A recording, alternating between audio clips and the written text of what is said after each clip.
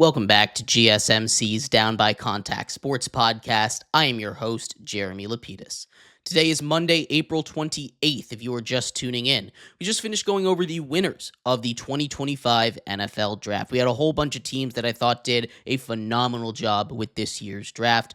On the flip side of the coin, though, there were a couple teams that just didn't quite knock it out of the park. We'll talk about those teams in just a second, but before we do, remember, if you would like to be an even bigger part of the show than you already are, all you need to do is go to gsmcpodcast.net. Or if you're on YouTube, you can use that super chat feature. If you do either of those two things, a message should pop up on the bottom of the screen for you, me, and everybody else around the world to see. If you do have a burning question about sports, anything at all that you would like to ask, go ahead and throw that in the comments. Throw it in the chat. I will get to it as soon as I possibly can. I appreciate everybody so much for sticking around, talking some sports with me here on a beautiful Monday, April 28th. But like I was saying, we are going to get into what's going on with the losers of the NFL draft. And we're going to start off with the Houston Texans. The Houston Texans had one major need heading into this draft, and that was offensive line. The Houston Texans instead decided to address the wide receiver need, which for sure was a need, but they needed an offensive line a lot more. Obviously, not just the awful, horrific offensive line that it was in last year's last year's team. You also move off of the linchpin of it all. You move off of your best offensive lineman, trading Laramie Tunsil to the Washington Commanders as they build up a really strong offensive line. And then you decide to trade out of the first round, which I don't necessarily blame them with the haul that they got. But this is definitely not the way that this draft needed to go. They went wide receiver heavy.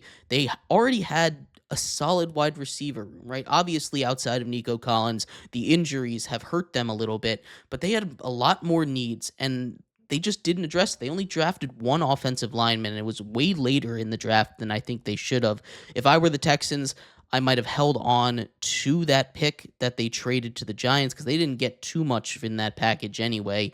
And I think the Texans, just made a big mistake by not addressing the offensive line, either in the offseason or in the draft, or should I say free agency or the draft. I'm just not a big fan of what they did. Not that the players they drafted were too bad, because I don't think there was a single draft overall that I would give less than a C-, if I'm being honest. All of these drafts I thought were pretty solid, but this Texans draft, it's down near the bottom of the list. They're the third worst draft for me. The next draft up that I did not like was the Buccaneers. And it's not like the players that they drafted weren't great. I love Emeka Egbuka. I think he's one of the safest possible picks in this draft. But where does he fit with this Bucs squad? You've already got Mike Evans, who is a perennial 1,000-yard receiver. Chris Godwin, who, yes, coming off injury, but still, he's going to be back this season. Where does that leave room for Egbuka to show up?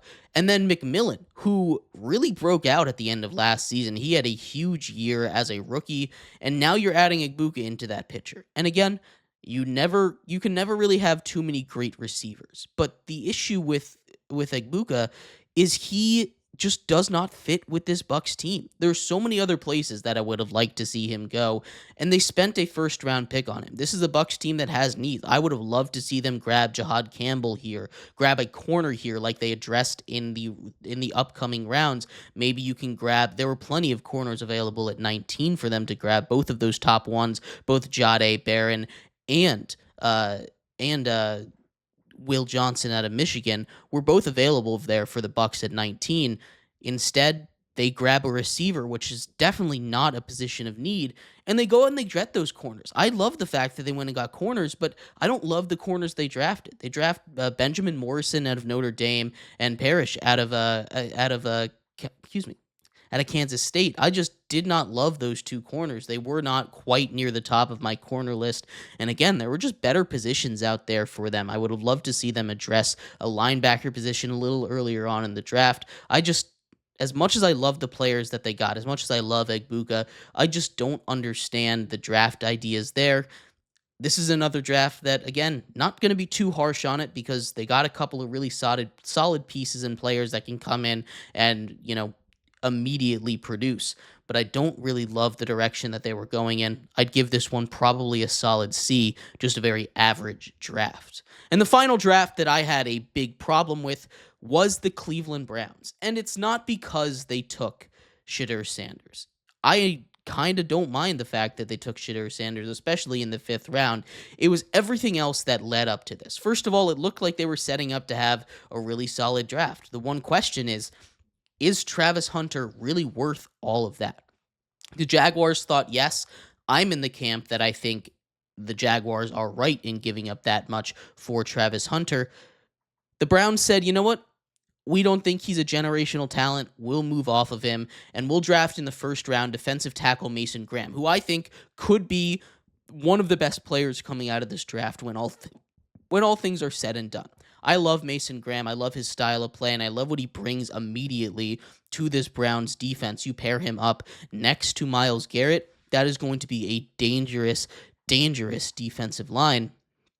But then after that, they kind of just wasted the rest of their picks, right? They needed a running back, so they went and got Quidshawn Judkins from Ohio State while Travion Henderson was still on the board. I like Judkins. I like Henderson. I personally would have taken Henderson over Judkins, but I don't necessarily mind that.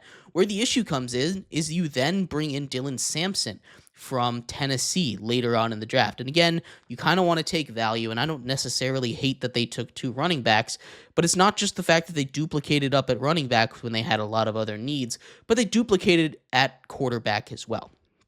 They drafted Dylan Gabriel in the 3rd round to fill a quarterback need. Joe Flacco currently the head of that quarterback room, with Deshaun Watson probably not going to play even if he was healthy, but he's hurt for the rest of the season with that Achilles injury.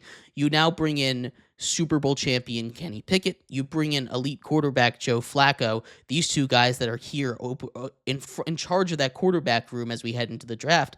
Then they get their guy in Dylan Gabriel, which I thought was a little bit of a reach at round 3, but if they like their guy there, a really accurate quarterback that led the number 1 team in the nation all season long, I don't necessarily hate that pick. Then they just do a big head scratcher. They get Shedeur Sanders, and we'll talk a little bit more about Shedeur Sanders and why he fell to the 5th round, but the Browns, instead of addressing positions of need or taking just simply best available, decided to have a whole bunch of controversy around them now. It feels like the front office wasn't super interested in drafting Shedeur Sanders anyway, with the reaction that they had in the war room, in the draft room over there. Felt like it was coming from up above. That's just a tough look for the Browns right now. I'm really curious how it's all going to play out, because I don't know who's going to start at quarterback there. I don't know what the locker room's looking like.